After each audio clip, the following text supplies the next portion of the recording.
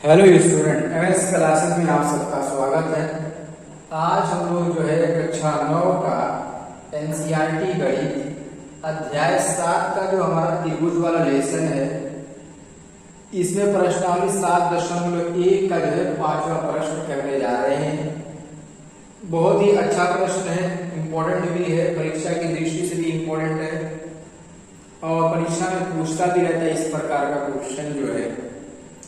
देखिए क्वेश्चन में लेके आए कि रेखा एल, कौन सी रेखा है? रेखा ये वाली रेखा का नाम दिया रेखा एल जो है कोण ए को समद्विभाजित करती है। ये वाला जो कोण है इसको समद्विभाजित करती है। फिर लिखा और बी, रेखा एल पर स्थित कोई बिंदु है, बी यहाँ पर पॉइंट बी है, इस रेखा एल पर कोई बिंदु बी स्थित है। फिर लिखा बीपी और बीक्यू, बीपी और ये बीक्यू हमारा है कोण ए को समद्विभाजित, कोण ए की भुजाओं पर बी पर डाला गया लंब, यानी ये हमारा 90 डिग्री का कोण बनाएगा। ठीक, और लिखा है कि दर्शाइए कि त्रिभुज ए पी बी यानी ये वाला त्रिभुज और ए क्यू बी ये वाला त्रिभुज दोनों आपस में क्या हो जाएंगे? सर्वांगसम होंगे। फिर लिखा है कि बीपी और बीक्यू बराबर हो जाएंगे, यानी बीपी और ये बीक्यू भी हमारे क्या हो जाएंगे? बराबर हो जाएंगे। ऐसा क्वेश्चन में कर रहा है और क्या करना हम लोग को? ये तो दर्शाना है, हम लोग को इसे सिद्ध करना है।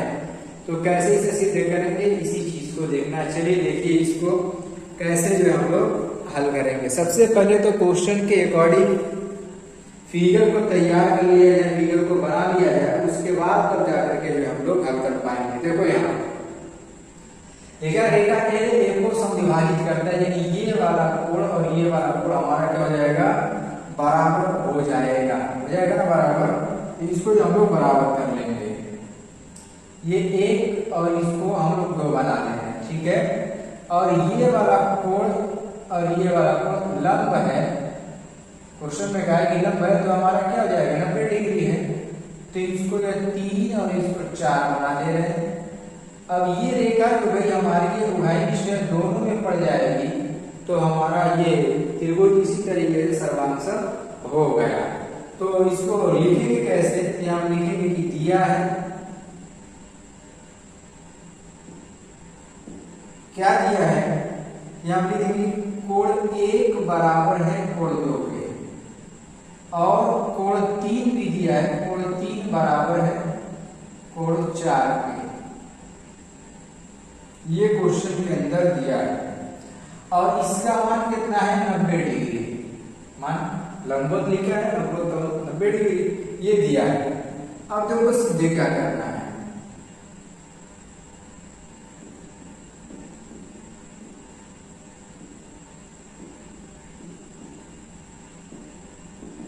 सीधे करना है, 2 पॉइंट है। पहला पॉइंट हमारा ये है कि त्रिभुज ए पी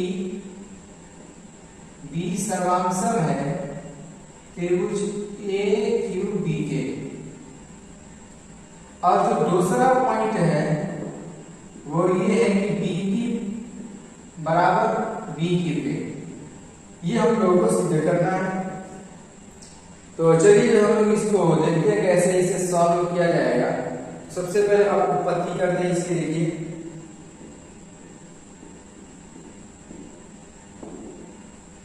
उत्पत्ति में हम लोग सबसे पहले पॉइंट को लेने के लिए हम लोग क्या करेंगे कि त्रिभुज ए पी बी व त्रिभुज ए क्यू बी में सबसे पहले इस त्रिभुज को ले लेंगे और इसी में जो हम लोग सिद्ध करेंगे। अब देखिए इसमें हमारा जो ये कोण नंबर 1 है कोण नंबर 2 के बराबर है। कहां से? दिया है, ठीक है ना। क्वेश्चन के अंदर दिया है कि ये बराबर है, तो हमने लिख दिया कि दिया है, बराबर हो गया। फिर उसके बाद यहां पर देखिए ये जो भुजा ए बी है दोनों में हो जा रही है। यहां पे देखिए कि ए बी बराबर हमारा है ए बी के। इसको क्या बोलते हैं? इसको बोलते हैं हम लोग उभयनिष्ठ।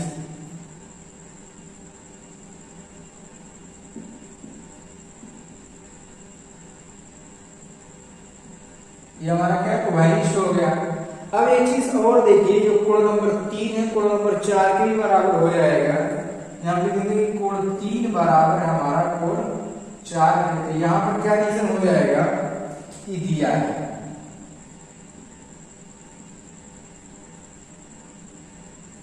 इस तरीके से जो हम लोग इसको लिख देंगे कि दिया है।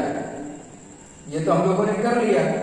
अब इतना करने के बाद 3 चीज हम लोग को मिल गई। अब बताइए कि यदि अगर किसी त्रिभुज में ये 3 चीज मिल जाए, केवल कोई भी 3 चीज, तो हम लोग क्या कहते हैं कि हमारा जो त्रिभुज होता है वो सर्वांग सिद्ध हो जाता है। तो यहाँ पर हम लोग क्या लिख देंगे, यहाँ पर हम लोग ये लिख देंगे कि त्रिभुज ए पी बी